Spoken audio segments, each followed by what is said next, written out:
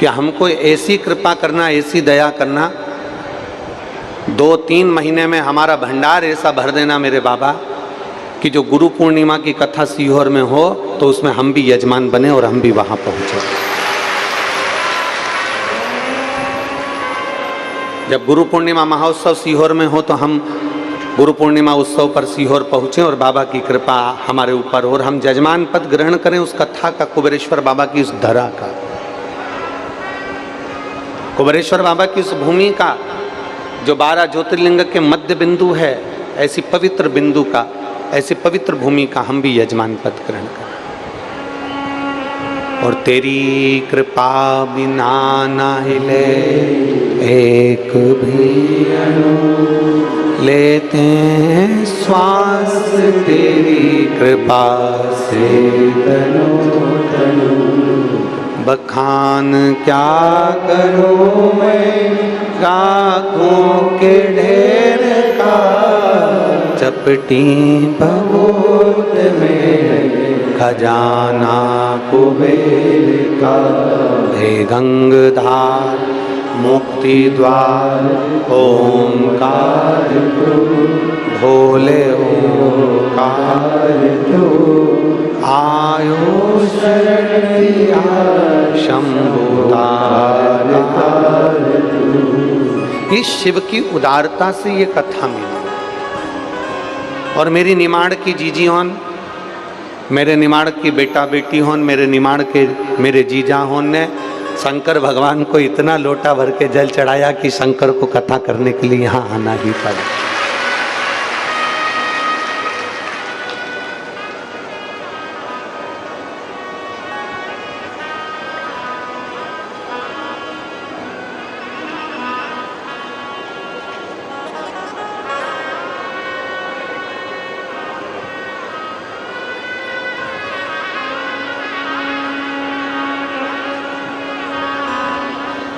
एक बार हम जब खरगोन में कथा करने के लिए आए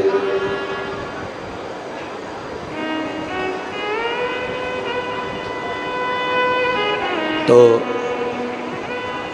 अब निमाड़ का व्यक्ति तो बड़ा सरल और सहज होता है, उसको बोलने में, और जो बोल देता है ना मुंडा पे सत्य बोल देता है। निमाड़ी निमाड़ी होता है। अब हमारे साथ में बैठे थे एक भैया, उन्होंने वो जो हमको लेने के लिए खरगोन आए तो उनसे पूछ लिया। अब उनको मालूम था कि सबसे ज़्यादा मिर्ची निमाड़ में ही होती है, तो उन्होंने प्रश्न कर लिया कि मिर्ची कहाँ लगती है। तो अब वो निमाड़ी तो था, तो तुरंत बोला अभी मैं 1-2 बोल दूंगा तब भी लग जाएगी। अब निमाड़ी तो निमाड़ी, वो अपनी सहज भाषा में बोल दिया। अब जब तुझे मालूम है कि मिर्ची जमीन में लगे, भूमि में लगे और पौधा लगे, अब उसे पूछने की क्या जरूरत तेरे को। तो ये तो निमाड़ की पवित्र भूमि है, जिस पवित्र भूमि पर मां रेवा अटखेलियां करती हुई ओमकारेश्वर के साथ आगे बढ़ती चली जाती है। ये वो पवित्र भूमि है। यहाँ का रहने वाला व्यक्ति शंकर की उपासना, भगवान शिव की अविरल भक्ति में डूबा रहता है।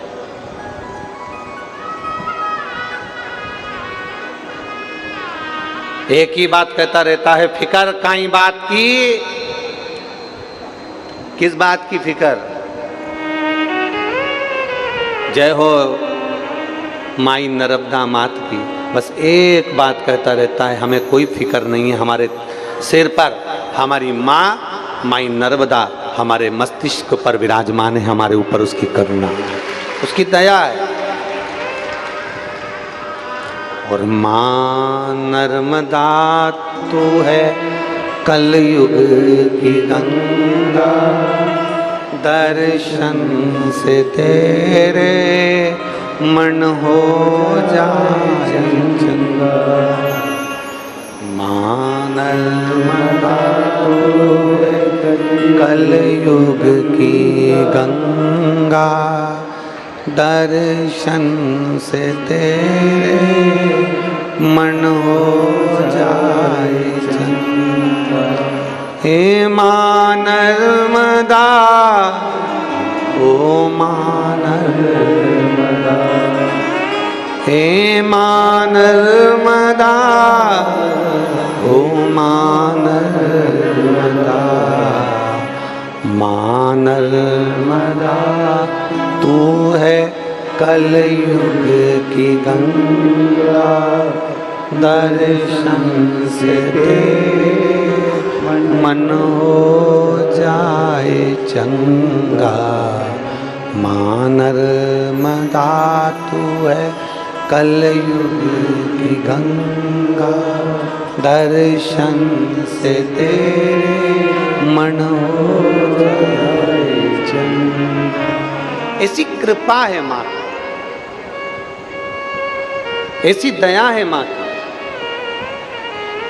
और माँ की कृपा बिना, माँ की दया बिना संसार में कुछ नहीं।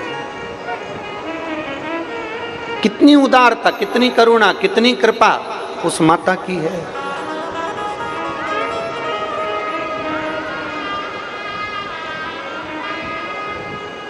हमने कथा में कहा था एक माँ और एक माला, दो कभी ना छूटे। हाथ से माला ना छूटे और घर से माँ ना छूटे, वो रहे।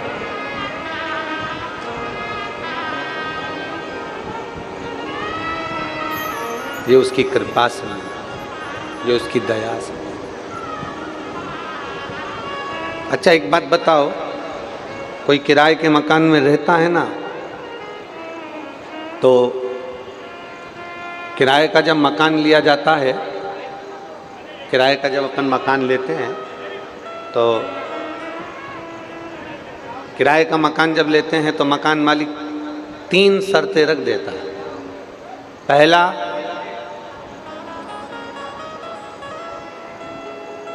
किराया समय पर देना पड़ेगा।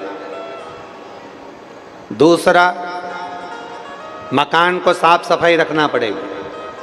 और तीसरा, मैं जब बोलूं तब खाली करके जाना पड़ेगा। बोलो सही बात है कि गलत है?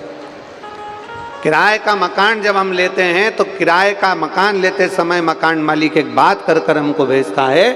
3 शर्तें मकान मालिक रखता है। पहला, किराया बोलते जाओ जम के समय पर देना पड़ेगा।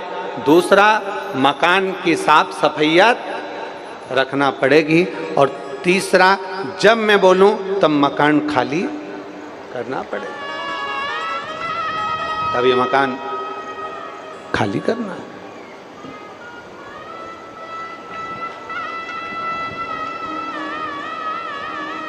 इस मकान को खाली करना पड़ेगा। अब जैसे मकान मालिक 3 शर्त लेकर भेजता है, मकान मालिक 3 शर्त देकर आपको मकान देता है। ये मकान, ये शरीर, ये भी हमारा किराए का मकान है।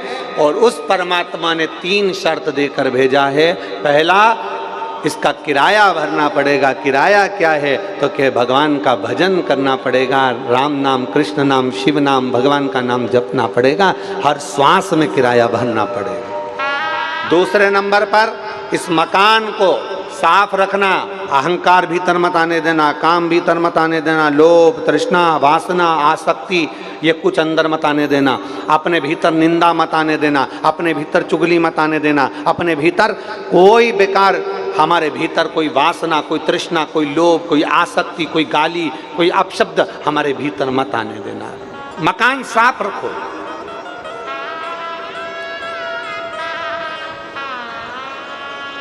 मकान क्लीन रखो, साफ।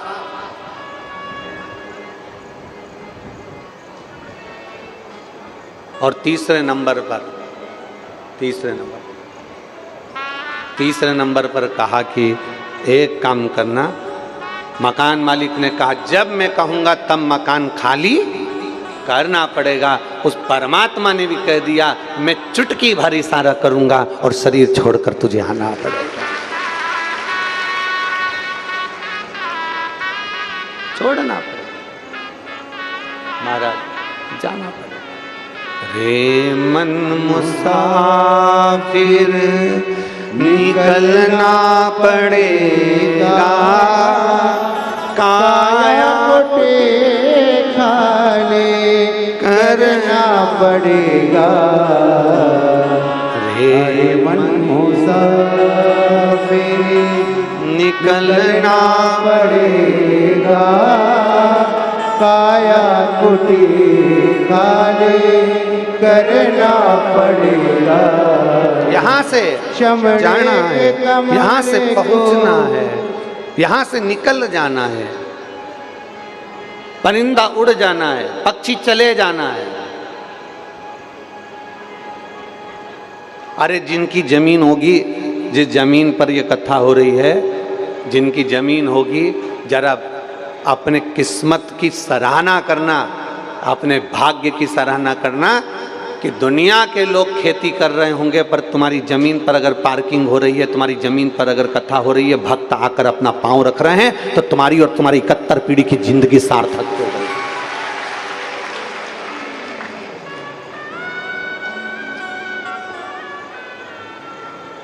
सार्थक है तुम्हारा जीवन। कई गांव के लोगों ने अपनी अपनी जमीन छोड़ दी, यहाँ गाड़ियां खड़ी कर लो, यहाँ आ जाओ।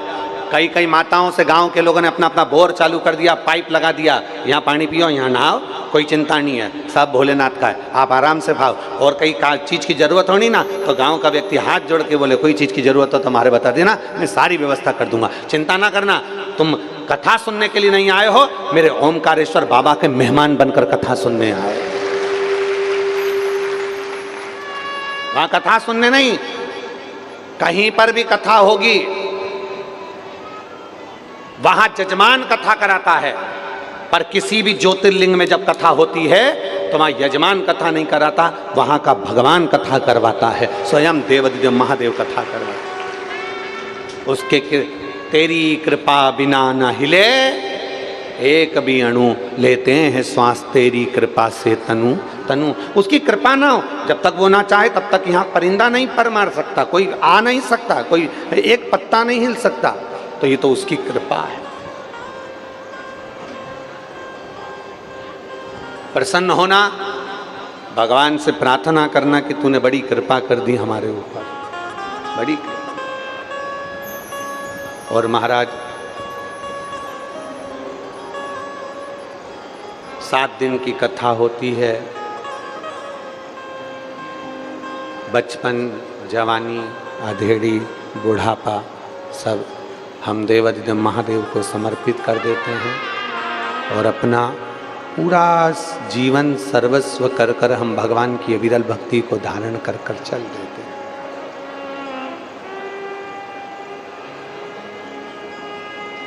चले,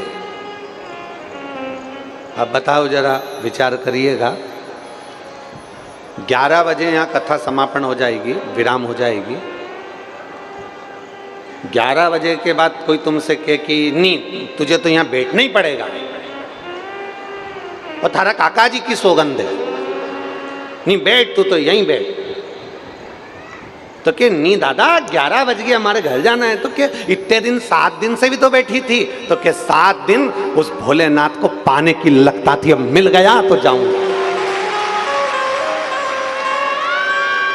अब मिल गया तो जाऊंगी, अब 7 दिन तक तो मैं उसको पाने के लिए बैठी थी। आएगा मेरा शिव, आएगा मेरा कुबेर भंडारी, आएगा मेरा ओमकारेश्वर बाबा, आएगा मेरी रेवा मैया आएगी और मेरे ऊपर कृपा कर कर जाएगी। अब तो मैंने झोली भरकर खूब सारा बटोर लिया, भगवान का भजन कीर्तन नाम और भगवान का श्री शिवाय नमस्तुभ्यम मैंने झोली भरकर बटोर लिया। इतना मेरे बाबा ने दे दिया है, अब इस झोली को मैं घर लेकर जाऊंगी और घर का लोग पूछेगा क्या लाई, तो वो झोली से उंडेल करके दूंगी, श्री शिवाय नमस्तुभ्यम, वो झोली से उंडेल करके दूंगी और मेरे घर में इस श्री शिवाय नमस्तुभ्यम को बिखेर दूंगी। इतना बिखेरूंगी कि 3 महीने में पत्र मेरा भी व्यासपीठ पर पहुंचेगा, इतना बिखेरूंगी।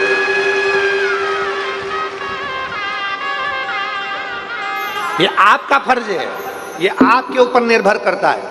आपके घर के पड़ोसी, अड़ोसी, धड़ोसी, जो भी आपके घर के आसपास रहते हैं, आपके परिवार में जितने लोग रहते हैं, शिव महापुराण की कथा को सुन के जाने के बाद वहां पर जाकर चर्चा करना चाहिए। हमने शंकर की कथा में ये सुना था, हमने शिव जी का भजन ऐसा करा था, हमने भगवान के विरल भक्ति को धारण करा था। पूरी कथा में से जो तुमको अच्छा लगे वो अपनी जिंदगी में उतारो। तो पूरी कथा में से जो बात अच्छी लगे उसको अपनी जिंदगी में उतारो। तुम्हारे को पूरी कथा में से जो अच्छा लगे वैसा अपना जीवन में उतारो। जो तुमको अच्छा नहीं लगे उसकी निंदा नहीं करना, उसको उठाकर तुम्हें अच्छा नहीं लगा बस एक बार नर्मदा जी में उसको डालते हुए चले जाना कि हमको ये बात अच्छी नहीं लगी, हमें ये बात श्रेष्ठ नहीं लगी, महाराज जी ने ये बोला था हमको अच्छा नहीं लगा, तो उसको बटोरो और नर्मदा जी में डाल दो, पवित्र नदियों में उसको पटक दो और अपने को जो अच्छा लगा है वो अपनी गठरी में बांध लो और उसको जिंदगी भर अपने पास रखो कि मैंने शिव महापुराण की कथा में से ये ग्रहण किया था और वो मेरी जिंदगी को संवार सकता है, वो मेरे जीवन को आनंदित कर सकता है।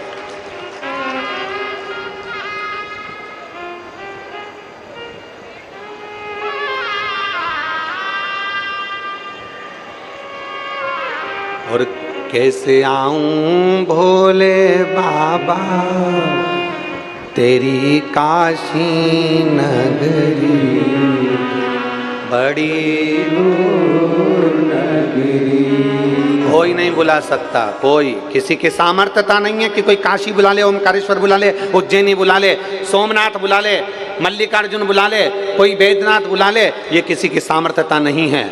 ये तो सामर्थ्यता मेरे शिव की है, ये सामर्थ्यता मेरे भोलेनाथ की है, ये सामर्थ्यता मेरे ओघड़दानी की है। कल ये जजमान परिवार मिलने के लिए आए तो उनके मुख पर एक बात थी, कहा गुरुजी ऐसा आशीर्वाद देना, बाबा से ऐसी कृपा करने का बोलना कि अगली बार जिस ज्योतिर्लिंग में कथा हो तो हम वापिस जजमान बन जाएं, ऐसी कृपा कर देना। शिव कृपा इसी को कर।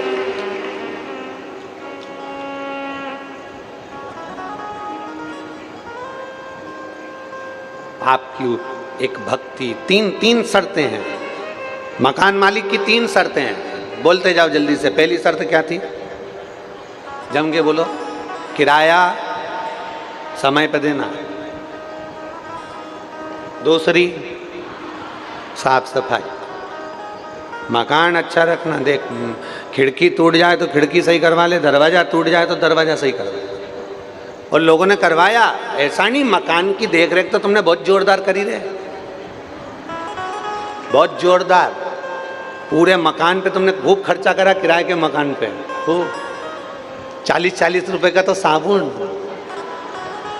80 रुपए का क्रीम और ना जाने कौन कौन सी चीज, भगवान।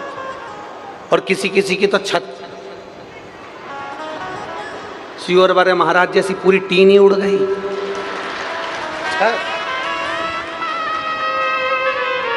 किसी किसी का फर्श बेकार हो गया तो पाँव में भी क्रीम लगा रिया, क्रेक क्रीम पाँव में, फर्श बेकार। किसी किसी की खिड़की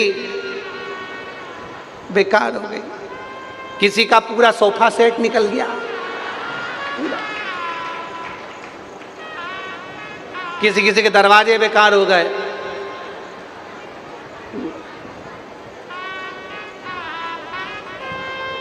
और फिर भी कई तो ऐसे हैं कि वो किराए के मकान में अगर 10, 20, 50 साल रह लेना, 60 साल रह ले तो क्या के ये तो हमारा मकान, मकान मालिक के छोड़ना पड़ेगा। नहीं, काय को छोड़ो, ये तो मेरा है, मैंने टीन सही करवाई, मैंने फर्श सही करवाया, मैंने खिड़की सही करवाई, दरवाजा सही करवाया, ये मकान तो मेरा है। लड़ाई हुई, किराए के मकान के मालिक से लड़ाई हो गई, मालिक ने जो केस लगाया और केस लगाया तो आखिरी में पुलिस वाला आया, धक्के मार के निकाल के चले गया। उसी तरह मकान पर अब तुम क्यों नहीं, हम ये तो शरीर हमारा, हम तो इसको इतने साल से खूब नवा रहे, धुआ रहे, खूब जोरदार कपड़े से सजा रहे और खूब जोरदार इत्र प्रफुल्ल सब लगा रहे। अब तुमने तो सोच लिया कि ये हमारा, इतने में ऊपर केस चला और केस चलाने उन्हें धक्का मार के निकाल दिया बाहर। शरीर खाली पड़ा, पिंजरा खाली पड़ा और उड़ गई आत्मा। बस दूसरी शर्त यह है कि मकान को साफ रखना, मकान को साफ रखना। और मकान साफ होना चाहिए। मकान को साफ रखने का प्रयास करो। अंदर अपने भीतर कहीं कपट मत आने देना, अपने भीतर कहीं बेईमानी नहीं आने देना, अपने भीतर कहीं व्यभिचार नहीं आने देना, अपने भीतर किसी के प्रति गलत सोच मत आने देना। कोई तुमको गाली भी दे, अपशब्द भी कहे, ताने भी दे, कुछ भी कहे, तुम्हारे भीतर उसके प्रति कभी गलत विचार मत आने देना, गलत सोच मत आने देना, और तुम्हारी वाणी को कभी गलत मत करना। तुम्हारे लिए कोई कितना भी गलत सोचे, दिन भर बैठकर अगर तुम्हारी पड़ोसन तुमको कोसे भी ना, तो भी तुम कहना भगवान मेरी पड़ोसन का कल्याण करना। ऐसी सवेरे सवेरे कोसने वाली मुझे कहाँ मिलेगी प्रभु, ऐसी कृपा करना, इसका भी कल्याण करना। तो सबके लिए अच्छा सोचो।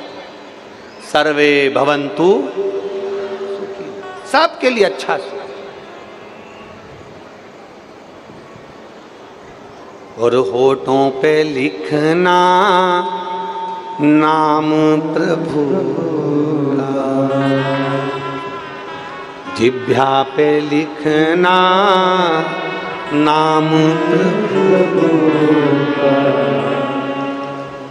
ये जिह्वा पर गाली मत लिख देना, ये जिह्वा पर फालतू की चीजें मत लिख देना, ये जिह्वा पर किसी को अपशब्द कहने का मत लिख देना। इस जिह्वा पर लिखना तो केवल भगवान का नाम लिखना। और मेरे ओमकारेश्वर बाबा आपके चरणों का दास हूँ, और आप भी कहना मैं आपके चरणों की दासी हूँ। इतनी कृपा करना कि इस वाणी से केवल भजन हो, लोगों का कल्याण हो और लोगों के आनंद की बात हो। कभी किसी की निंदा मेरी जिह्वा से, मेरी वाणी से कभी ना हो, कभी नहीं, कभी।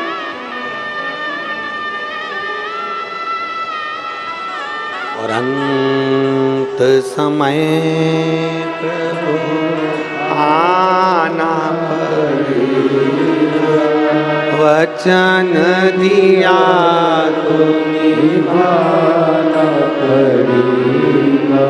आए ना आए प्रभु कुटुंब कबीरा, अंत समय प्रभु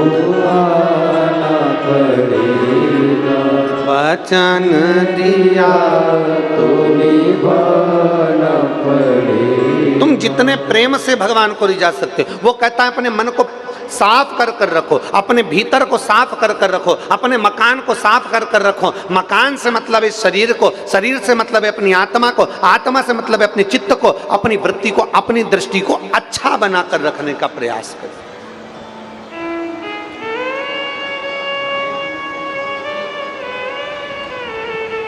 और तीसरी शर्त जम के बोल दो जरा, तीसरी शर्त आखिरी की क्या है? मैं बोलूं मकान खाली करने का तब मकान खाली करना, मैं बोल दूं तब यहां से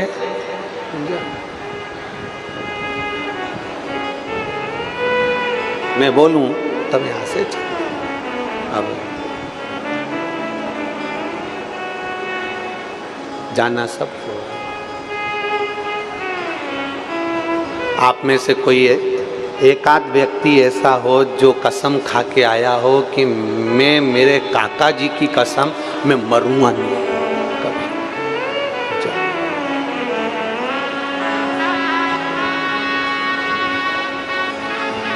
कौन? हमारे काशी वाले चतुर्वेदी जी बैठे हैं। अभी सतुआ बाबा जी से कहकर उनकी अध्यक्षता में इनने भी एक काशी में शिव महापुराण की कथा सार्वजनिक रूप से ली है। बहुत बहुत साधुवाद।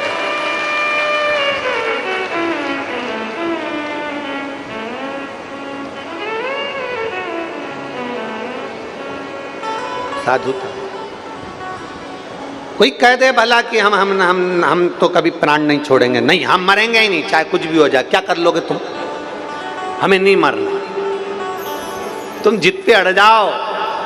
कंस जिद पर अड़ गया था, रावण जिद पर अड़ गया था, हिरण्यकशिपु जिद पर अड़ गया था, हिरण्याक्ष जिद पर अड़ गया था, तारकासुर जिद पर अड़ गया था। तारकासुर के 3 बेटे तारकाक्ष, विदुमाली, कमलाक्ष की जिद पर अड़ गए थे।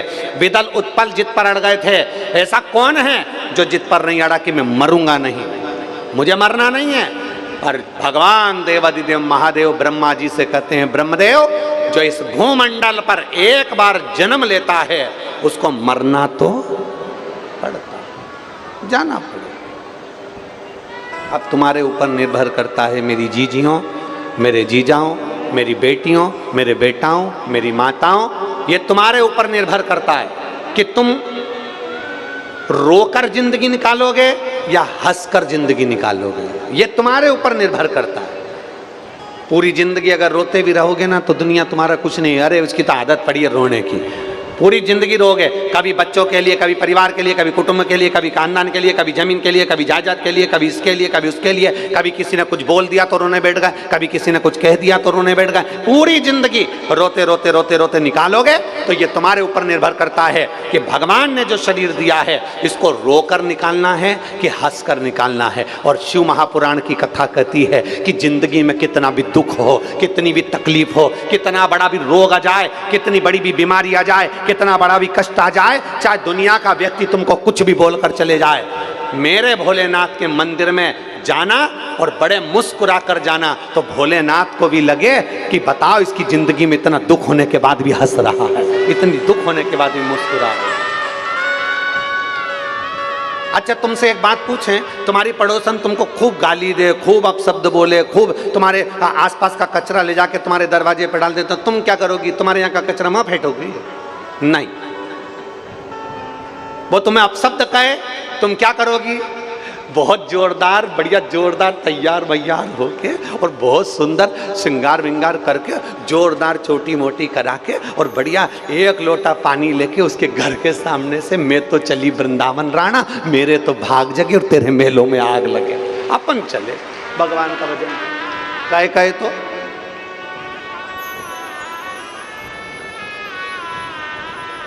अरे देख लिया हमने, सब मतलब के यार हमने,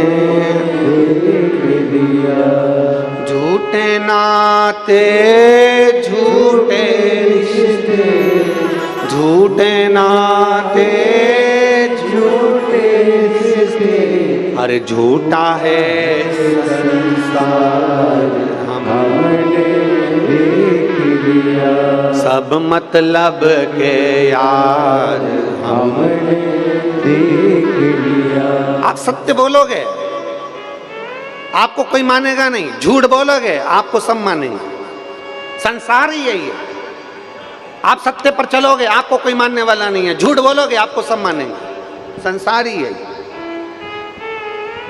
फिर भी सत्य परेशान हो सकता है, सत्य थोड़ा सा लड़खड़ा सकता है, पर सत्य सत्य ही रहता है, कभी दबता नहीं, उजागर रहेगा। सत्य सत्य रहेगा। झूठ कितना भी प्रबल हो जाए, झूठ कितना भी प्रखर हो जाए, झूठ को कितना भी आगे बढ़ा दो, पर झूठ झूठ रहेगा और सत्य सत्य रहेगा। उस सत्य को कितना भी दबाया जाए, सत्य सामने आता जरूर है, जरूर आए। आपकी जिंदगी में दुख है ना, तकलीफ है ना, कष्ट है ना, आपके जीवन में अगर तकलीफ भी है ना, आप किसके आगे जाकर रोगे? परिवार वालों से कहोगे ना, फिर निवेदन करूंगा, आप कर्जे में आ गए, आपके ऊपर कर्जा हो गया, कर्जा हो गया तो निवेदन है एक बार प्रैक्टिकल कर कर जरूर देखना। अपनी सारे मौसी, चाची, काकी, बुआ, फूफा, नाना सबको बोलना, मेरे को 15 लाख रुपए की जरूरत है, तुम दे दोगे क्या? बोलो बोलो, जम के बोलो। कोई देगा? अरे जम के तो बोलो।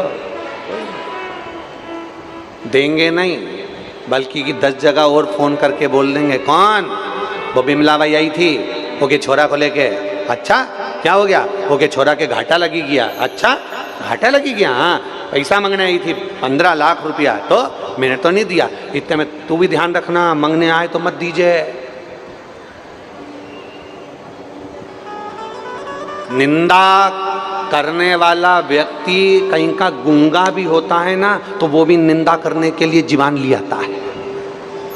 तू मत देना 15 लाख, तू मत देना 1 रुपया भी, 15 लाख तुम्हारी जिंदगी में अगर कभी तकलीफ आई, दुख आया तो किसी से मांग कर देखना, 15 लाख देना भैया, 15 लाख देना भैया, सेठ जी भैया। तुम तो दुकान वाले के पास जाओगे तो कहेगा तेरे पास में गोल्ड रखा हो, सोना रखा हो तो लाके दे दे, मैं सब दे के 15 लाख दे दूंगा। जमीन रखी हो तो गिरवे रख दे, मैं 15 लाख दे दूंगा। मकान रखा हो तो गिरवे रख दे, मैं 15 लाख दे दूंगा। 15 लाख कोई फ्री में देने को तैयार नहीं है, 5 लाख रुपए कोई फ्री में देने को तैयार नहीं है, 1 लाख रुपया कोई किसी को देने को तैयार नहीं है। और तुम रोना रोने बैठते हो अपने रिश्तेदारों के पास, मेरी जिंदगी खराब हो गई, मेरे ऐसा हो गया। जो तुम्हें 5 लाख नहीं दे, जो तुम्हें 1 लाख नहीं दे, जो तुम्हें 15 लाख नहीं दे और तुम्हारे बुरे वक्त में तुम्हें लात मारकर भगा दे और तुम रोते हो उसके पास में जाकर, शिव महापुराण की कथा कहती है संसार वालों के पास जाकर मत रोना, रोना तो मेरे ओमकारेश्वर बाबा के चरणों में जाकर रोना।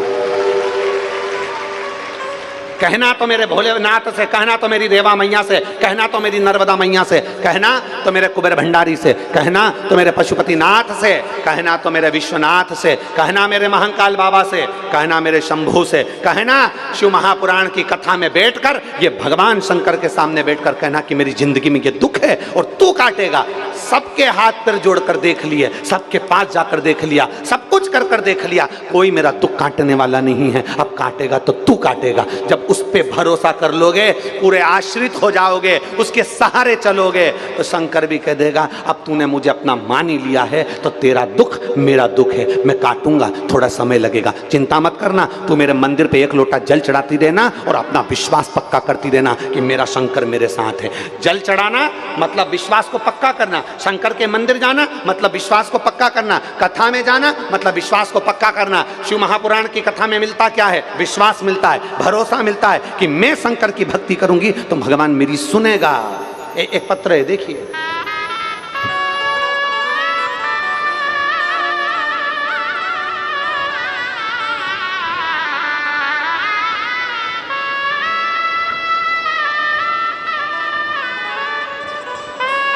सुमन वर्मा, खरगोन, दामखेड़ा कॉलोनी की रहने वाली हूँ। सुमन वर्मा खरगोन से दामखेड़ा कॉलोनी की रहने वाली हूँ। पत्र को आप लोग एलईडी पर आस्था चैनल पर पढ़ सकते हैं। मैं सुमन वर्मा खरगोन दामखेड़ा कॉलोनी की रहने वाली हूँ, खरगोन से हूँ। मेरा मोबाइल नंबर ये है। मेरे पोते अविनाश को खरगोन के विजय लक्ष्मी हॉस्पिटल में हम लोगों ने एडमिट भी किया। बड़े से बड़े हॉस्पिटल में उसको दिखाया। सारे हॉस्पिटल में डॉक्टरों ने खूब मेहनत करी। कहीं बैठी हो तो हाथ हिला सकती हैं, अगर कहीं बैठी हो तो हाथ हिला सकती हैं। बेटे को आराम नहीं लगा, पोते को। उसकी तबीयत खराब होना चालू होती चली गई, सांस लेने में दिक्कत होती चली गई।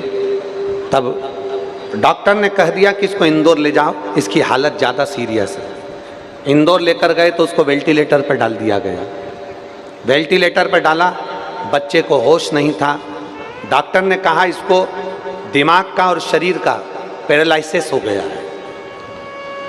मेरे पोते को जब पैरालिसिस हो गया, दिमाग का और शरीर का पैरालिसिस हो गया है, अब ये बच्चा कितने दिन ठीक हो, कितने महीने ठीक हो, इसका कोई भरोसा नहीं है। उसको वेंटिलेटर पर डाल दिया गया, उसकी नलियां लगा दी गई।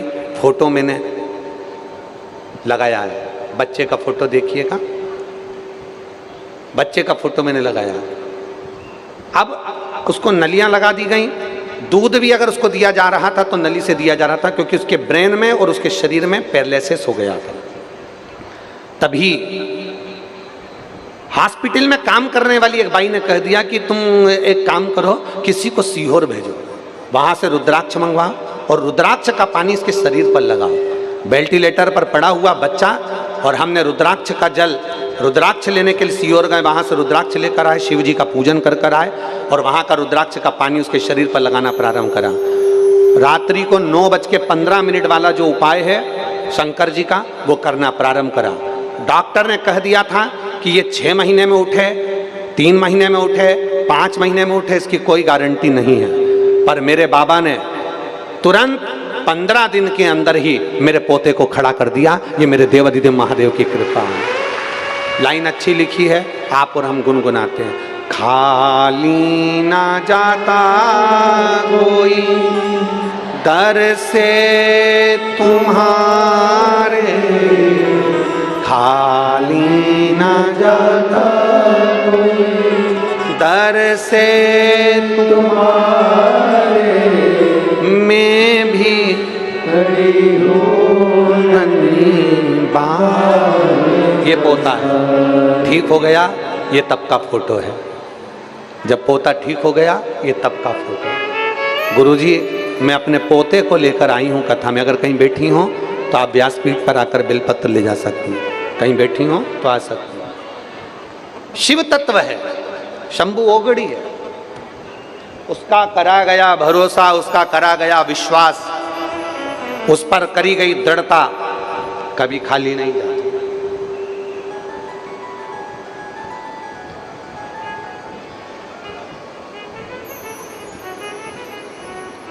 एक बात,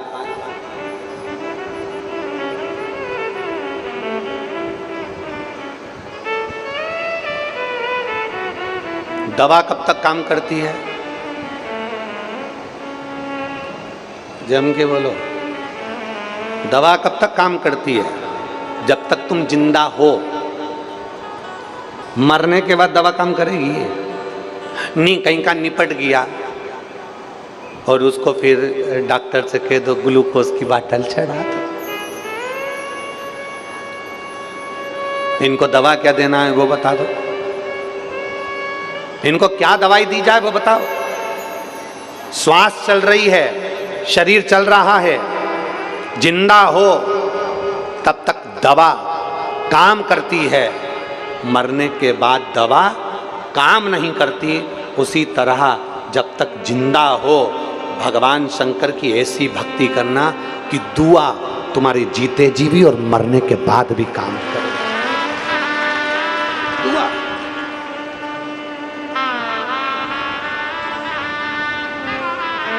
और मत बुरे कर्म कर बंदे वरना पछताएगा। भगवान की आंखों से तू बच नहीं पाएगा, तू बच नहीं पाएगा। अरे ओ अज्ञानी मत करना, अरे ओ अज्ञानी मत करना। तेरे कर्म का फल भी तो ही पाएगा, जैसा किया तूने तेरे आगे आएगा। मत बुरे कर्म कर बंदे वरना पछताएगा। भगवान की आंखों से तू बच नहीं पाएगा, तू बच नहीं पाएगा। भगवान शिव मेरे ओघड़दानी, मेरे तरकालदर्शी, मेरे कैलाशी, मेरे अविनाशी, उस पर चढ़ाया गया एक लोटा जल हमारे जीते जी भी काम आता है। उस पर चढ़ाया गया एक लोटा जल हमारे मरने के बाद भी काम आता है। लोग कहते हैं कोई मर गया, उसका पिंडदान किसी ने किया कि नहीं किया। शिव महापुराण की कथा कहती है, अगर आपने देवाधिदेव महादेव को एक लोटा जल रोज प्रतिदिन अपने हाथों से चढ़ाया है, तुम्हारे मरने के बाद कोई पिंडदान करे कि नहीं करे पता नहीं, पर अपने हाथों से जल आप चढ़ा कर जाना, जिससे अंत समय हमारा सुधर जाए, अंत सुधर।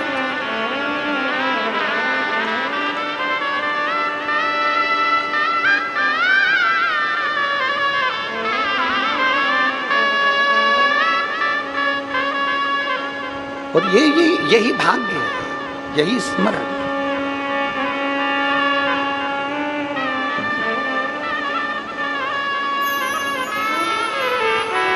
वो कहते ना, अपनी किस्मत का ताला खोलते चलो और श्री शिवाय नमस्तुभ्यम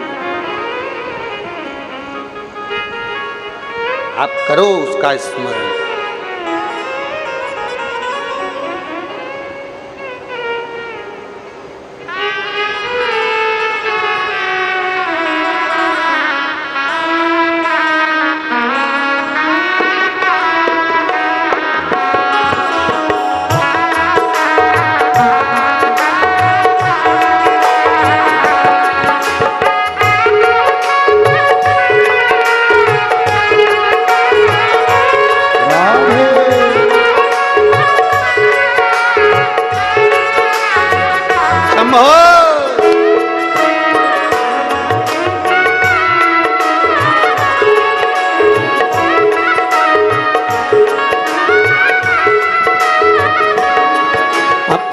किस्मत का ताला हो, अपनी किस्मत का ताला हो, अपनी किस्मत का ताला तुम खोलते चलो। श्री शिवाय नमस्तुभ्यं तुम बोलते चलो। श्री शिवाय ओ श्री शिवाय नमस्तुभ्यं तुम बोलते चलो। श्री शिवाय नमस्तुभ्यं तुम बोलते चलो। अपनी किस्मत का ताला हो, अपनी किस्मत का ताला हो, अपनी किस्मत का ताला तुम खोलते चलो।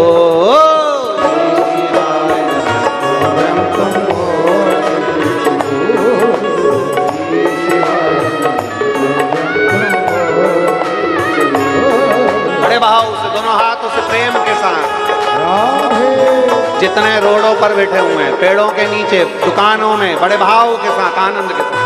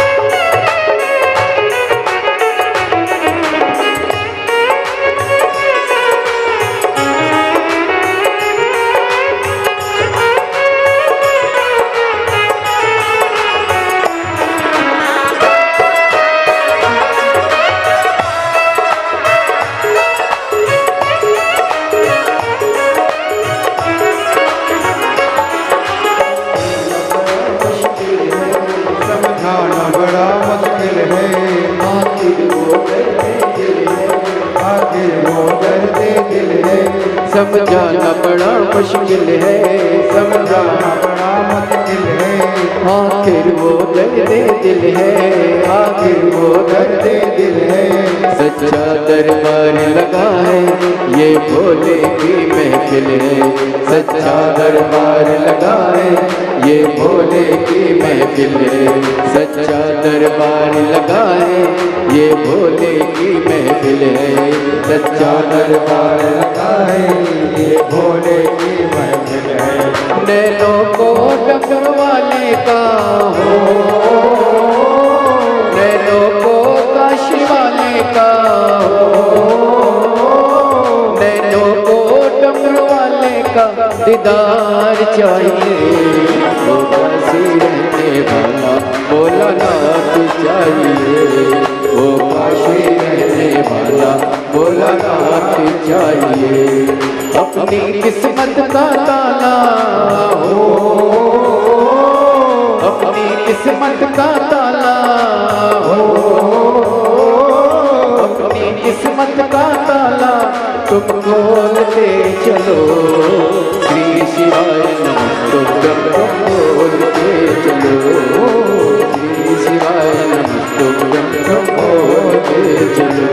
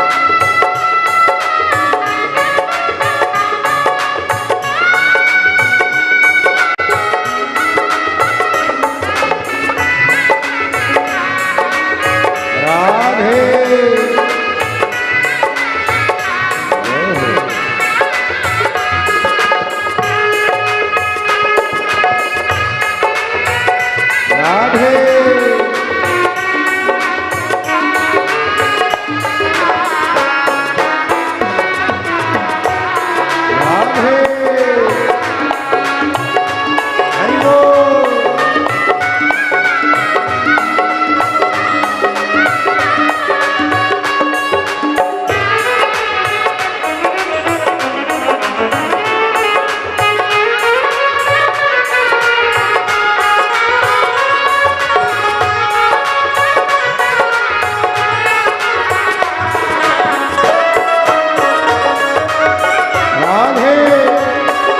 बोल।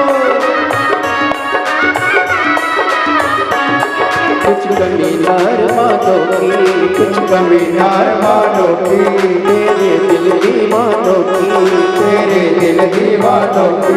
कुछ कमी नार मानो की, कुछ कमी नार मानो की, तेरे दिल दीवानों की, तेरे दिल दीवानों की।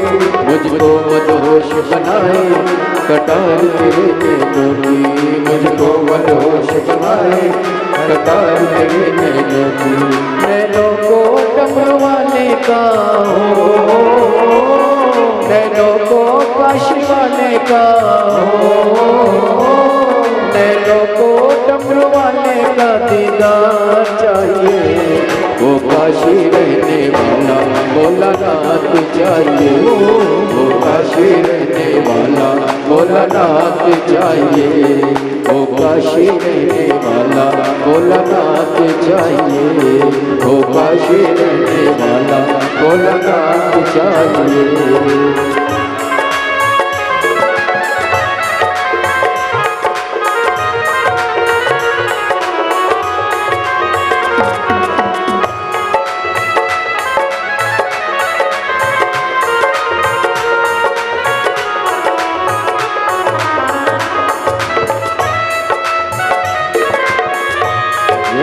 राधे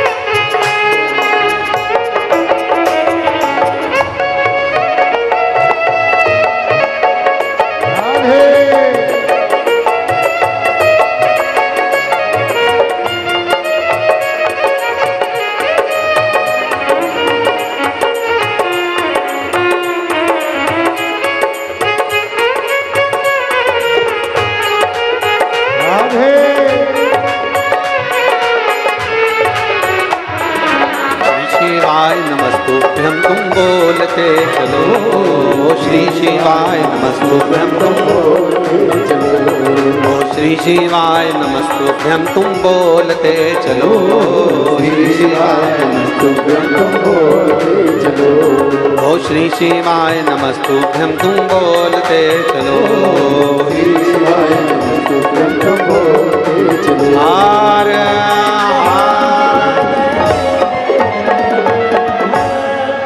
अपने स्थान पर बैठकर भगवान देवादिदेव महादेव से अपने हृदय की बात बड़े भाव के साथ दिल से देवादिदेव महादेव से कहिए।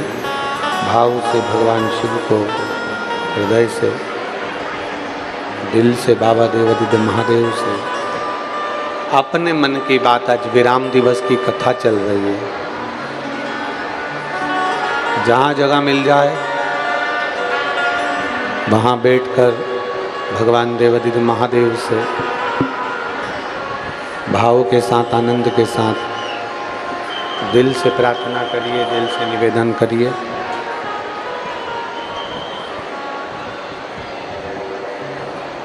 आप और हम सब साथ मिलकर बोले भगवान देवादिदेव महादेव से।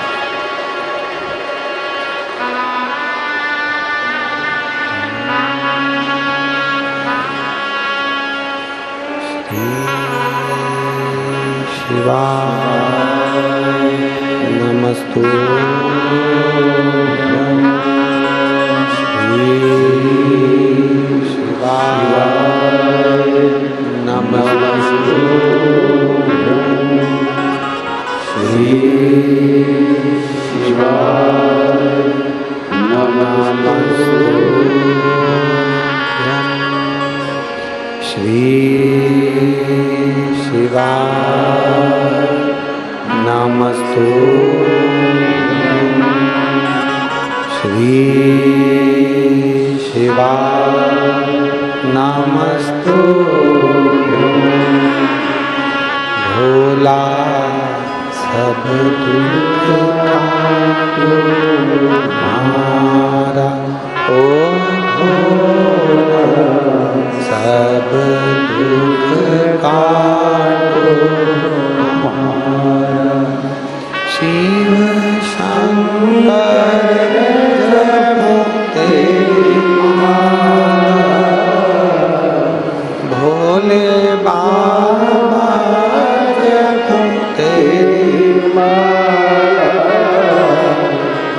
भोला सब दुख काटो हमारा, ओ भोला सब दुख काटो हमारा। वेश है मंगलकारी,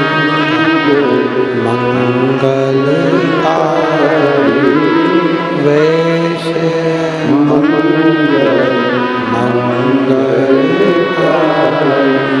शमशान वासी हमारा, शमशान वासी हमारा, ओ भोला सब दुख काटो हमारा, ओ भोला सब दुख काटो हमारा।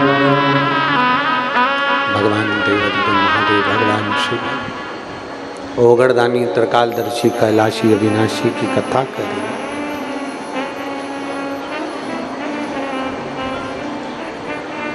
शिव मंदिर में चढ़ाया गया जल हमारा बदल देता है कल, ये निश्चित है। थोड़ा समय लग सकता है, थोड़ा समय लगेगा, थोड़ा समय आप और हमको लग सकता है,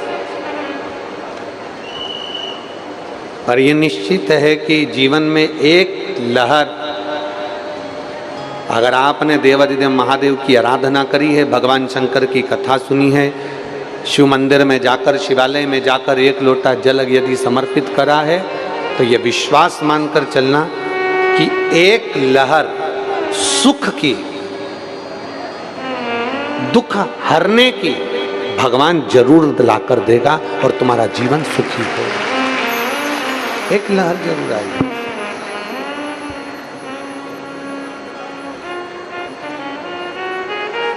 अपने भक्तों का दुख काटने के लिए वो किसी भी रूप में आ सकता है।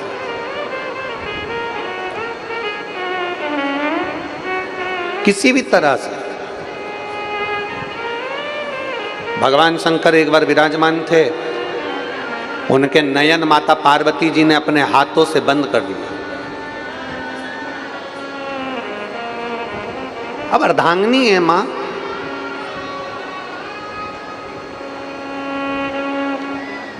मां जगत जननी आई, जगदम्बा आई और उन्होंने अपने हाथों से नेत्र बंद किए। पार्वती जी के हाथ का स्पर्श, नयनों से अश्रु टपकना भोलेनाथ जी का, उससे एक बेटे ने जन्म ले लिया जिसका नाम अंधकासुर हुआ।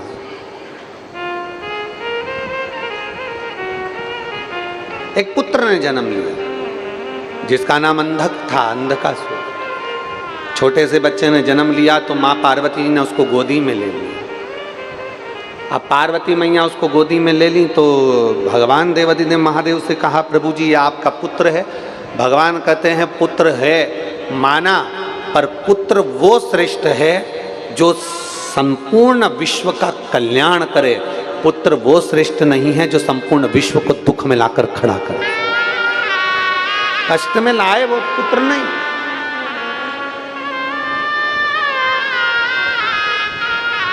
पार्वती जी इसको ले जाओ, समुद्र में फेंक दो इसको। पार्वती जी बोली, समुद्र के अंदर मैं अपने बच्चे को क्यों फेंकूं?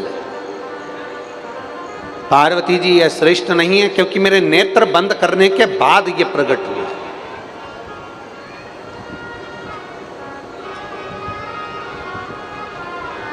भगवान से प्रार्थना करना, घर में औलाद ऐसी देना जो जिंदगी भर हमारा सम्मान करे, आदर करे, सत्कार करे, रोटी दे ना दे पर मीठी वाणी जरूर दे, ऐसी औलाद होना चाहिए। क्योंकि आज के ज़माने में सबसे ज़्यादा कठिन है, आज के ज़माने में सबसे ज़्यादा अगर कठिन है तो ये मीठी वाणी शब्द, आपकी वाणी के जो शब्द हैं सबसे कठिन है कि अगर अच्छी वाणी मिल जाए, अच्छे शब्द मिल जाए, अच्छा विचार किसी का मिल जाए आज के ज़माने में, ये समझ लेना कि परमात्मा की कृपा है, ये भगवान की दया है। अच्छे विचार नहीं मिले ना तो समझ लेना भगवान की कृपा नहीं हुई। एक डाकू मर गया और डाकू मरा उसके बाद में एक संत मर गया। एक संत, एक साधु, एक गुरुजन, एक मर गया। डाकू भी मरा, संत भी मरा, दोनों मरे, दोनों ऊपर गए। पूछा गया, धर्मराज ने पूछा तुम कौन हो? तो कहा मैं डाकू हूं, मैंने जिंदगी भर लोगों को कष्ट दिया, परेशान किया, मैंने लोगों का धन एकत्रित किया और अपने परिवार को दिया और मैंने लोगों को मारा, काटा, परेशान कर दिया। मैं डाकू हूं, आप मेरे कर्म का जो भोग भुगताना चाहते हो वो भुगता सकते हो, मैं भोगने के लिए तैयार हूं। आप जो बोलोगे मैं अपने कर्म का भोग भोगूंगा क्योंकि मैं डाकू हूं। कल कथा में कहा था अपने पाप परमात्मा के सामने जाकर जरूर बोलो कि मैंने ये गलत किया है, मैंने ऐसा कर दिया है, मैंने ऐसा किया है। अपने पाप परमात्मा के सामने जरूर बोलो। डाकू ने कहा मैं डाकू हूं, मैंने गलत काम किया, मैंने लोगों को मार डाला, मैंने ये कर दिया, मैंने वो कर दिया।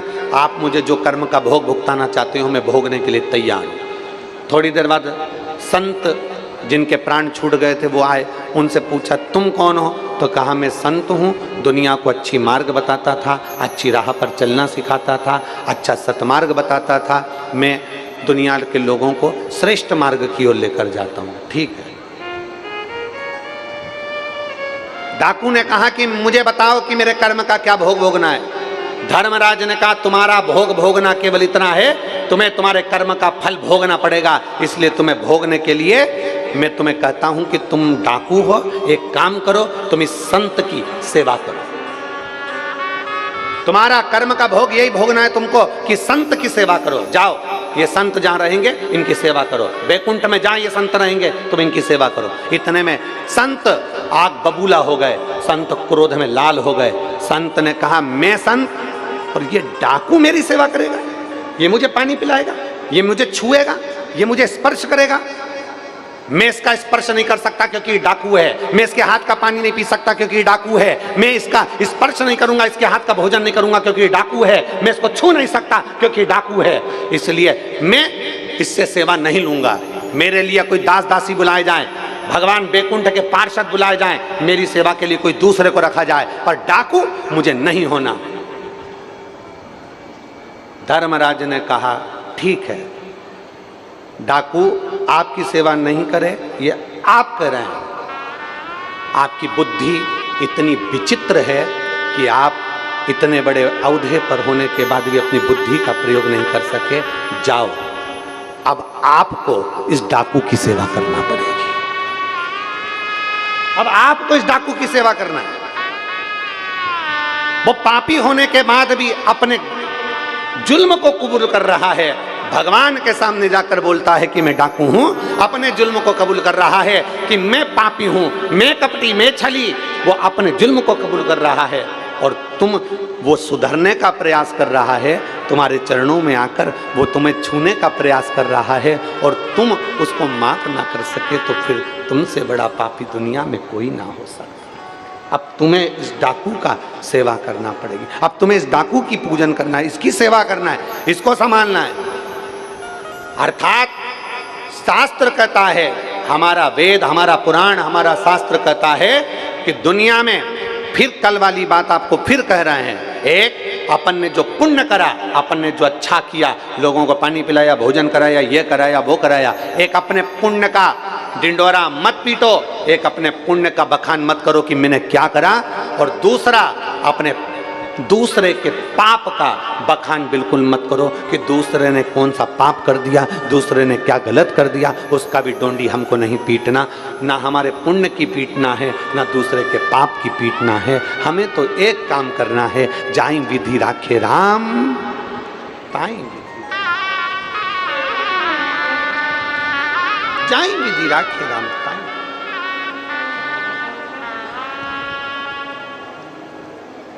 श्रेष्ठ कर्म करते चले। भगवान शिव के मंदिर में जाओ, एक लोटा जल चढ़ाओ, झाड़ू लगाओ, पोछा लगाओ। कौन तुमसे कह रहा है? कोई तुमसे कह रहा है कि देखो ये सियोर वाले महाराज की चेली आ गई। तुमसे लोग कहेंगे ये आ गई सन्यासन बाई, ये आ गई नर्मदा जी की चेली, ये आ गई भोलेनाथ की भक्तन। दुनिया के लोग तुम पे ताने देंगे, अपशब्द कहेंगे, गालियां देंगे, आड़ा टेढ़ा कहेंगे। तुम घबराना नहीं, बिल्कुल मत घबराना, एक रत्ती का मत घबराना। अगर कोई कहे कि ये आ गई सियोर वाला महाराज की चेली, ये आ गई शंकर जी की भक्त, ये आ गई कथा सुनने वाली, ये देखो ये चल दी एक लोटा पानी लेकर, नहीं, घबराना नहीं।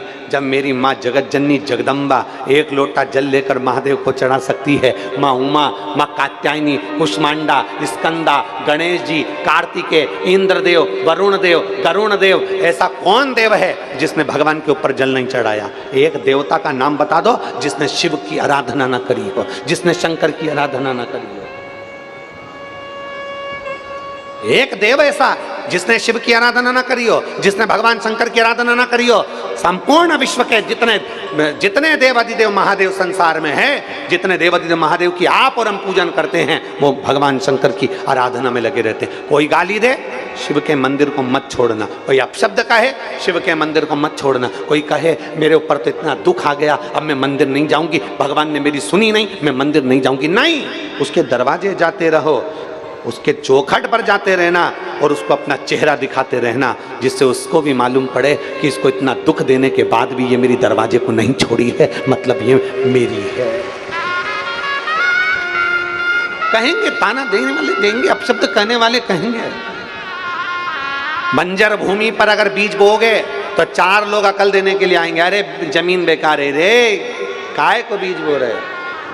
जिस मकान में तुम रह रहे हो ना, उस मकान में 1 महीना 2 महीना 4 महीना अगर अच्छे से नहीं रह पाओगे, नया मकान बनाया, बिल्डिंग बना ली, मकान बना लिया, बंगला बना लिया, घर बना लिया और उसमें तकलीफ आ रही है, कुछ ना कुछ परेशानी आ रही है, एक जनी को पकड़ के लाए, उसने कह दिया तुम्हारा जीना बेकार है, सीढ़ियां बेकार है, दूसरे को पकड़ के लाए, उसने कहा तुम्हारी बाथरूम बेकार है, इसको इधर बनना थी, तीसरे को पकड़ के लाए, उससे कह दिया तुम्हारा ये काम बेकार है।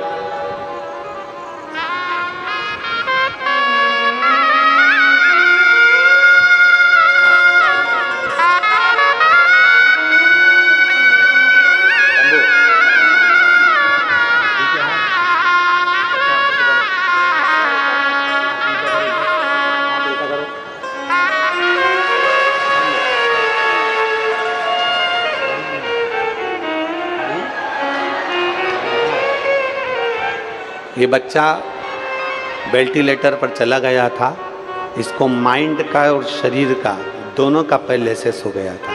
शरीर पूरा काम करना बंद कर दिया था, डॉक्टर ने जवाब दे दिया था। और इसको खड़े हो जाओ, शंभो। आज देवादिदेव महादेव की कृपा से पूर्ण तरह से ठीक होकर आए। बोल हर हर महादेव।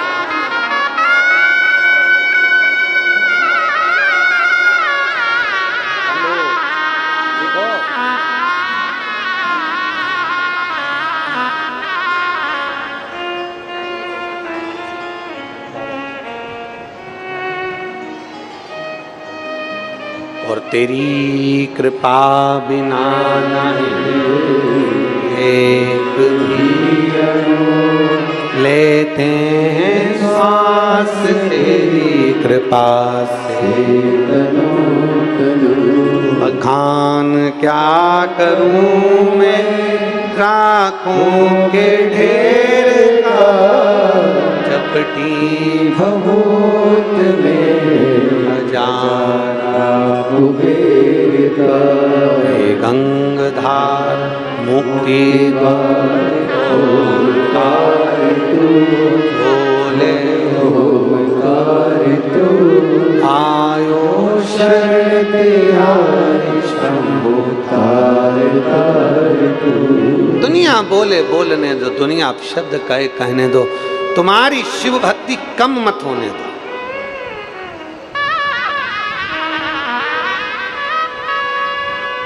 तुम्हारा भजन कम मत होने दो।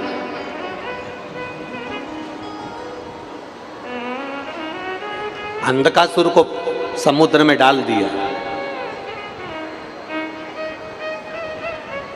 हिरण्याक्ष ने उसको पाल पोस कर बड़ा कर लिया। हिरण्याक्ष अरे बड़ा हुआ तो उसको पिता ने बता दिया कि ना तो तुम्हारी कोई माँ है ना तुम्हारा कोई बाप है, तुम तो जल में बहकर आए थे तो मैंने तुमको पाल पोस कर बड़ा कर। ब्रह्मा जी से अंधकासुर ने वर मांगा कि मैं मरूं ना, मेरे प्राण ना छूटे। ब्रह्मा जी ने कहा ऐसा कभी नहीं हो सकता कि तुम मरोगे नहीं, मरना निश्चित है। प्राण दिए हैं परमात्मा ने तो लेगा जरूर, एक दिन घर तो खाली कर कर जाना पड़ेगा, ये शरीर छोड़कर जाना पड़ेगा। ठीक है, वर दो।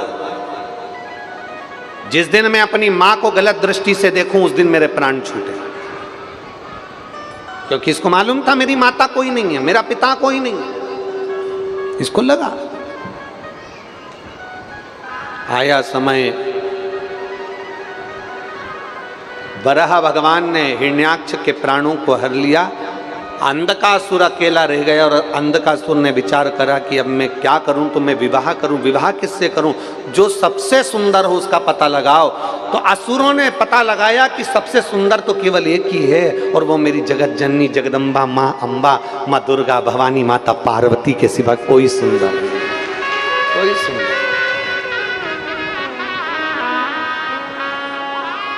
माँ से बराबर कौन सुंदर हो? माँ के बराबर दुनिया में कोई सुंदर नहीं है साहब, कोई सुंदर। और बच्चा, बेटा बेटी, माता पिता के बच्चे कैसे भी है ना, पाँव से अगर तकलीफ है, कान से तकलीफ है, शरीर काला भी है, कैसा भी है, बच्चा कैसा भी है, पर किसी माँ बाप से पूछा जाए कि उसकी औलाद की कीमत उसके लिए क्या है, तो वो हमेशा अपने बच्चे को चांद का टुकड़ा ही कहती है। चांद का टुकड़ा। मेरा बेटा तो चांद।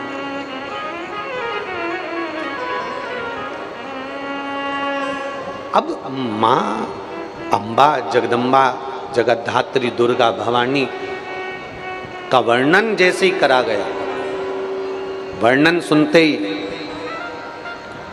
श्रवण करते ही मन में आ गया कि बस अब तो पार्वती को अपना बनाना है। कहाँ मिलेंगी माता पार्वती को? अपना बनाने के लिए जा रहा है कि पार्वती से विवाह मैं करूं। उनकी तो शादी हो गई, उनका तो विवाह हो गया। विवाह हो गया, हाँ, शादी हो गई, हाँ। किन के साथ? देवादिदेव महादेव के साथ, शिवजी के साथ, हाँ। तो वो तो शमशान के वासी हैं, ओघड़ी हैं, कैलाश पर रहते हैं, उनके पास तो कुछ भी नहीं है।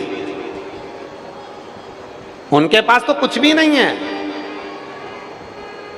मेरी बहुओं से निवेदन है, कभी भी गलत फहमी में मत रहना कि सास के पास कुछ भी नहीं है। कभी गलत फहमी में मत रहना। मेरा बहुओं से निवेदन है, कभी ये गलत फहमी में मत रहना कि तुम्हारे गुरु के पास कुछ नहीं है। कभी गलत फहमी में मत रहना कि तुम्हारे ससुर के पास कुछ नहीं है। कभी गलत फहमी में मत रहना कि तुम्हारी सास के पास कुछ नहीं है। अगर धन नहीं होगा ना, तो दिल की दुआ, आशीर्वाद बहुत होगा, और वही तुम्हारा कल्याण कर देगा, वही तुम्हें सुख का अनुभव करा देगा, वही तुम्हें आनंद का अनुभव करा देगा, वही तुम्हें खुशियों का अनुभव करा देगा। प्रसन्नता। नहीं चाहिए चाबी, नहीं चाहिए दौलत, नहीं चाहिए धन। प्रयास करना कि माँ बाप का आशीर्वाद मिल जाए ना। अगर माता पिता की दौलत मिल भी गई और बच्चे अच्छे नहीं निकले, मालूम पड़ा शेयर मार्केट में पैसा लगा दिया, कहीं डब्बे में पैसा लगा दिया, व्यापार में लगाया, पूरा नाश करके बैठ गया, मदिरा में लगा दिया, जुए में लगा दिया, सब नाश कर कर बैठ गया।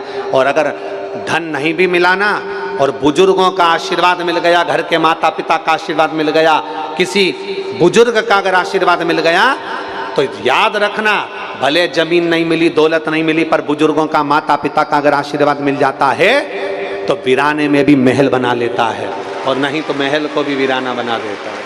आशीर्वाद चाहिए।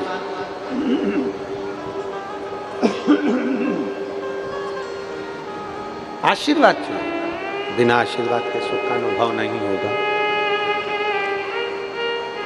श्रेष्ठ आशीर्वाद व्यक्ति को सुख की ओर लेकर जाता है। सुख की।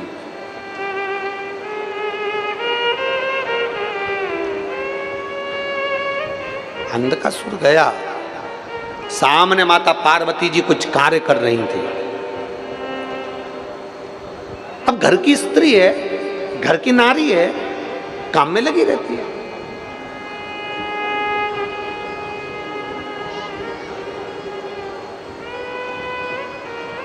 स्त्री को सम्मान देने वाला देवता कहलाता है। जम के बोलिए, क्या कहलाता है? देवता। स्त्री को सम्मान देने वाला देवता कहलाता है, और स्त्री को अपनी बराबरी पर लाकर अपने बराबर का मानकर चलने वाला महादेव कहलाता है। मेरे देवादिदेव महादेव ने पार्वती जी का सम्मान तो किया, पर मेरे महादेव ने अपनी पार्वती को बराबर में लाकर बिठाया है। मेरी पूजन होती है तो तेरी भी होगी, मेरा स्मरण होता है तो तेरा भी होगा। तू मेरे साथ मेरी बराबरी पर बैठेगी, मेरे साथ। ब्रह्मा जी के साथ ब्रह्माणी थोड़ी दूरी पर बैठी हैं, पुष्प पर बैठी हैं। लक्ष्मी जी नारायण भगवान के चरणों में बैठी हैं, पर केवल एक देवादिदेव महादेव ऐसे होते हैं। अगर कैलाश पर भगवान शंकर का दर्शन करोगे तो माता पार्वती भगवान शंकर के पास बाजू में बैठी है, बिल्कुल पास में। नारी का जो सम्मान दे वो देव कहलाता है, नारी का जो सम्मान करे वो देव कहलाता है, वो देवता कहलाता है, वो देव कहलाता है। और जो नारी को अपने बराबर का समझकर उसको सम्मान देकर अपने बराबर पर बिठाए उसको महादेव कहते हैं, वो महादेव कहलाता है। स्त्री नारी वो तुमसे कम नहीं है। तुम अगर खेत पर काम करते हो ना तो वो भी खेत पर काम करती है, वो भी खेत पर काम करती है। तुम ऑफिस जाते हो थक जाते हो, तुम दुकान पर जाते हो थक जाते हो, वो भी सुबह से उठती है, तुमसे पहले उठती है, घर का काम करती है, दिन भर काम करती है, टिफिन बनाती है, रोटी बनाती है, बच्चों को संभालती है, स्कूल भेजती है, परिवार में माता पिता कुटुंब बहन भाई सबको संभाल कर चलती है। तुम ऑफिस से आते हो थक जाते हो, तुम ऑफिस से आते हो थके दिखते हो, तुम दुकान से आते हो थक जाते हो, तुम्हारे हाथ में पानी ला कर देती, तुम्हारे लिए भोजन बनाने का काम करती है, सब कुछ करती है, आगे बढ़कर तुम्हारा आदर करती है। और हम क्या समझते हैं कि ये हमसे छोटी है, हम इसको ऐसा करें, हम ऐसा दबा कर चलें ना। मेरे शंकर भगवान ने माता पार्वती को अपने बराबर का समझा है और बराबर के लेवल पे लेकर चले हैं। सम्मान दीजिए। तुम काम कर रहे हो तो वो भी काम कर रही है, तुम कमा रहे हो तो वो भी घर में कार्य कर रही है, एक बराबर का काम करती है, एक बराबर का। और किसी किसी नौकरी करने वाली मेरी जीजियों को देखना, सर्विस करने वाली मेरी बहनों को देखना, सर्विस करने वाली मेरी बेटियों को देखना, पति भी नौकरी कर रहा है और पत्नी भी नौकरी कर रही है, उस घर की स्थिति देखना। पति नौकरी पर जा रहा है, पत्नी नौकरी पर जा रही है। पति नौकरी पर जाने से पहले अपना काम करता है, तैयार वैयार होगा, सामान लेगा, चलेगा। पत्नी नौकरी पर जाने से पहले अपने बच्चों की व्यवस्था करती है, पत्नी नौकरी पर जाने से पहले अपने घर की व्यवस्था करती है, पत्नी सुबह उठकर नौकरी पर जाने से पहले सारी व्यवस्था कर जाती है। तुम भी नौकरी से आते हो, वो भी नौकरी से आती है, तुम भी सर्विस से आते हो, वो भी सर्विस से आती है। तुम सर्विस से आते हो, बैग पटक कर सोफे पर बैठकर रिमोट लेकर टीवी देखने बैठ जाते हो, और वो सर्विस से आते से ही कपड़े बदलते से ही रसोई घर में जाकर तेरे लिए चाय बनाकर लाकर देती है।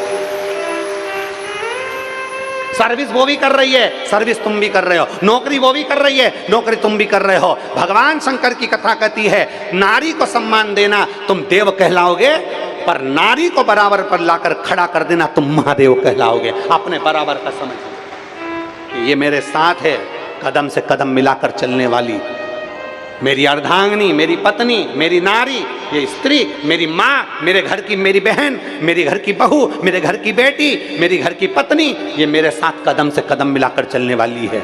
मेरी दुख की घड़ी में मेरी पत्नी, मेरे माता, मेरे पिता, मेरी बहन, ये मेरे साथ खड़े हैं, मेरी तकलीफ में मेरे साथ खड़े हैं। घर की स्त्री को तुम अपने बराबर का समझोगे तो दुनिया में कभी नहीं हार सकते, आगे बढ़कर निकल कर चले जाओ।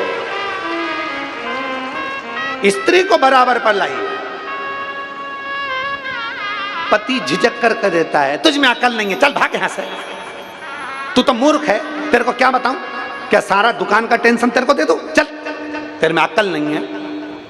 और जब फंस जाते हो तब वो ही अकल देती है, सुनो मेरे पास में सोने का मंगलसूत्र और 2 चूड़ी रखी है, तुम कुछ गलत काम मत करना, तुम मरने की नहीं सोचना, हो गया ना कोई बात नहीं, ये मंगलसूत्र चूड़ी ले जाओ, सुनार के यहाँ देना और कह देना थोड़ा सा पैसा दे दे, मेरे को कर्जा हो गया है। बाद में वही काम आती है। और फिर निवेदन करूंगा, दुख की घड़ी में जैसे घर का सोना दुकान पर चले जाता है, पैसा आ जाता है तो तुम्हारा कर्जा चूक जाता है। दुख की घड़ी में अगर सोना दुकान पर जाता है, दुख की घड़ी में तुम्हारी जमीन गिरवे रखाने के लिए जाती है, तो निवेदन करूंगा दुख की घड़ी में सोना दुकान पर जाए, जमीन गिरवे पर जाए, उससे पहले तुम मेरे महादेव के चरणों में 1 लोटा जल चढ़ाने चले जाए। अगर तुमने महादेव को 1 लोटा जल चढ़ाना प्रारंभ कर दिया, शिव जी के मंदिर में जाना प्रारंभ कर दिया, कितना भी दुख है, कर्जा हो गया, जमीन चली गई, जायदाद चली गई, बच्चों का विवाह नहीं हो रहा, बेटी का संबंध नहीं हो रहा, ये कंपनी नहीं मिल रही, नौकरी नहीं मिल रही, सर्विस नहीं मिल रही, ये दुख आ गया, बीमारी आ गई, 10 जगह जाने से पहले तुम्हारा धन दुकान पर जाए, उससे पहले तुम मेरे महादेव के मंदिर जाना चालू कर दो, शंकर के मंदिर जाना चालू कर दो, शंकर का गुणगान करना प्रारंभ कर दो। श्री शिवाय नमस्तुभ्यम बोलना प्रारंभ कर दो, अपने मुख उच्चारण में भगवान शंकर का गुणगान करना प्रारंभ कर दो। ये जिंदगी का वो तत्व है कि तुम अकेले नहीं रहोगे, मेरा महादेव तुम्हारे साथ कदम से कदम मिलाकर चलेगा। हमसे किसी ने कहा गुरुजी भगवान भक्त के पीछे चलता है, हमने ऐसा सुना है, भक्त को सपोर्ट करने के लिए, भक्त को सहायता देने के लिए भगवान पीछे पीछे चलता है। हमने उससे कहा हमारी शिव महापुराण की कथा कहती है भगवान भक्त के पीछे नहीं चलता, मेरा महादेव तो अपने भक्त का हाथ पकड़कर साथ चलता। मेरा शंकर, मेरा ओघड़दानी, मेरा त्रिकालदर्शी हाथ पकड़कर साथ चलता है, वो पीछे नहीं चलता, वो साथ चलता है। और हमारे साथ हैं भोलेनाथ जी, किस बात की चिंता, शरण में रख दिया जब माथ तो किस बात की चिंता। हमारे साथ हैं भोलेनाथ तो किस बात की चिंता, शरण में रख दिया जब माथ तो किस बात की चिंता। क्या चिंता करना, अरे अब सौंप दिया इस जीवन का सब भार तुम्हारे हाथों। अपने जीवन का सारा भार दे दिया, सब कुछ।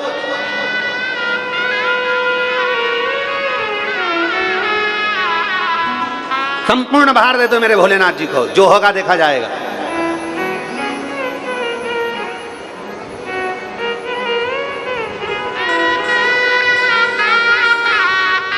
हम उसके आश्रित हो जाए। और मेरे भोले तेरा सहारा है, मेरे भोले तेरा सहारा है, मेरी नैया का तू किनारा है, मेरी नैया का तू किनारा। पूर्ण आश्रितता। अंधकासुर ने माता पार्वती जी को देखा और उनको पाने के लिए ललकता से आगे बढ़ा। जैसे ही पार्वती जी को पाने के लिए आगे बढ़ता है, अंधकासुर बस आगे बढ़ा ही था, इतने में पार्वती मैया ने जो पलट कर देखा, उनका तो मातृत्व झलक रहा था कि ये मेरा बेटा है, ये मेरा पुत्र है, ये मेरा पुत्र है, ये मेरा बेटा है। शंकर भगवान ने देखा कि ये बेटा तो है परंतु माँ को गलत दृष्टि से देख रहा है, इसलिए भोलेनाथ जी ने तुरंत काल भैरव को प्रकट कर दिया और काल भैरव को प्रकट करा और कहा इस अंधकासुर को मार दो। काल भैरव मतलब क्या? शिवजी ने काल भैरव को प्रकट करा, अंधकासुर को मार दिया। अंधकासुर माता पार्वती को गलत दृष्टि से देख रहा था। काल भैरव हमारे कर्म, आप जैसा कर्म करोगे वैसा आपको भोगना पड़ेगा। आपने किसी स्त्री को गलत दृष्टि से देखा है, आपने किसी को गलत शब्द कहा है, आपने किसी के लिए अपशब्द कहा है, आपने किसी को आड़ा टेढ़ा बोला है, मतलब आपको भोगना तो पड़ेगा। मरने से पहले भोगना है, मृत्यु के पहले आपका प्राण भोगना तो है।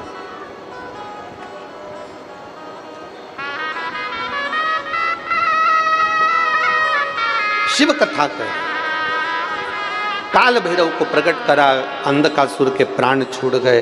अंधकासुर के प्राण छूटे तो हिरण्यकशिपु को मालूम पड़ गया कि मेरा भतीजा मर गया, मेरा भतीजा मर गया और देवताओं ने मार दिया भतीजे को।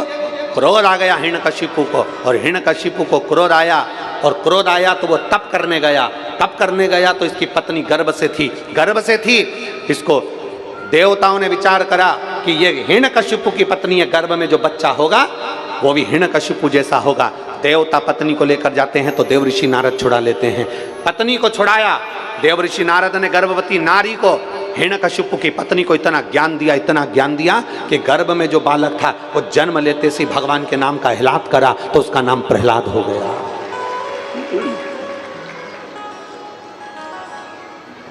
भगवान के नाम का आह्लाद करा तो उसका नाम प्रहलाद हो गया। प्रहलाद। अब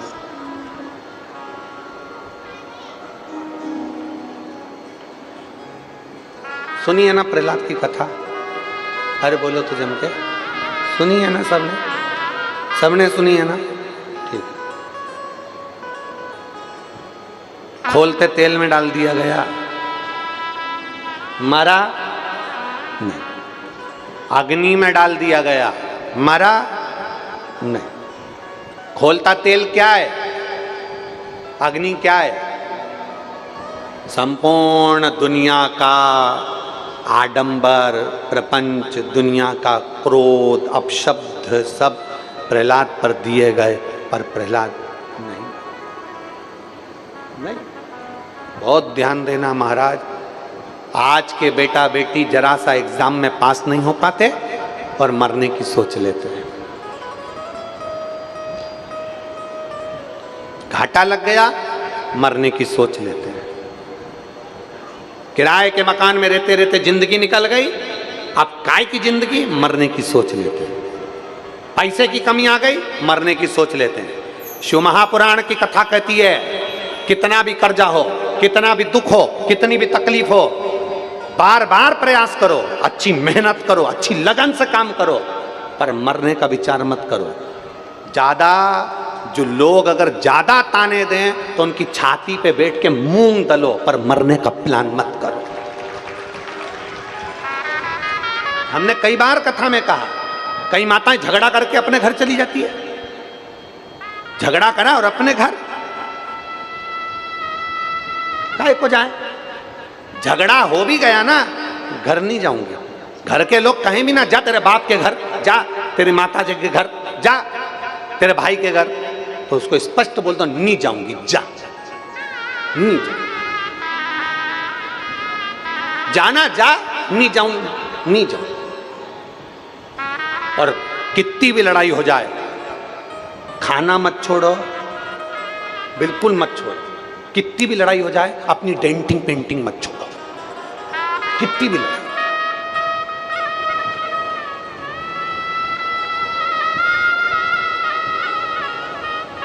कितनी लड़ लो, ज्यादा लड़ाई हो रही है ना, तो जाओ और 2 पराठे अच्छे जोरदार बनाओ। जितनी लड़ाई हो ना, अंदर जाके चौके में से चिल्ला चोट कर लो, पर भड़े लड़ो, पर खा खा के लड़ो। और कहाँ जाओ? रसोई घर में। और रसोई घर में जाके और आटा निकालो, अच्छे बेहतरीन आलू के पराठे। कितनी लड़ाई हो, बढ़िया आलू के पराठे, आटा उसनो और आटे पे अपनी पूरी गुस्सा निकालो। आटे पूरी गुस्सा निकालो और पराठे को ऐसा पलट के पराठे पे अपना गुस्सा निकालो, पर घर छोड़ के कितना ही झगड़ा हो जाए, कितनी लड़ाई हो जाए, तुम्हें भड़काने वाले, तुम अगर झगड़ा कर कर चली जाओगी ना, तुम्हारे परिवार के लोग, तुम्हारे मायके में भी ऐसे लोग मिलेंगे, घर के लोग कुछ तो समझाने वाले मिलेंगे और कुछ ऐसे मिलेंगे, हाँ रहने दे, अपन तो केस कर देंगे, तलाक ले लेंगे, कहीं करे, क्या करना, 5-10 लाख रुपए ले लेंगे, जान दे उधर, दूसरी जगह शादी कर देंगे। नहीं, बल्कि समझाओ, अभी तो ऐसा ही मिला है, भाग्य में जो लिखा होगा वो ही होगा। अभी तो ये मिला है, इससे भी जोरदार मिल गया तो इसलिए जाई विधि राखे राम, ताई विधि रहिए सीताराम सीताराम सीताराम।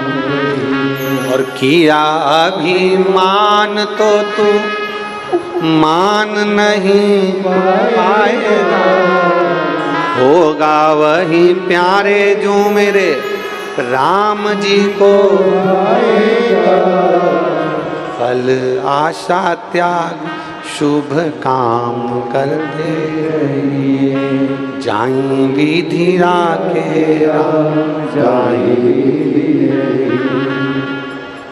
बस जैसा भगवान ने दिया है रखा है, इसको अच्छा बनाने का प्रयास करना है, इसको श्रेष्ठ बनाने का कार्य करना है और इसको जितना अच्छा हम कर सकते हैं उतना अच्छा करने का हमें कार्य करना, जितना अच्छा